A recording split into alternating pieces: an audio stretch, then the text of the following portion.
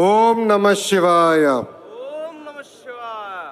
మహాశివరాత్రి సందర్భంగా అందరికీ నా హృదయపూర్వక నమస్కారాలు. మహాశివరాత్రి రోజున మహాభక్తి ఛానల్ని ప్రారంభించడం చాలా చాలా సంతోషం.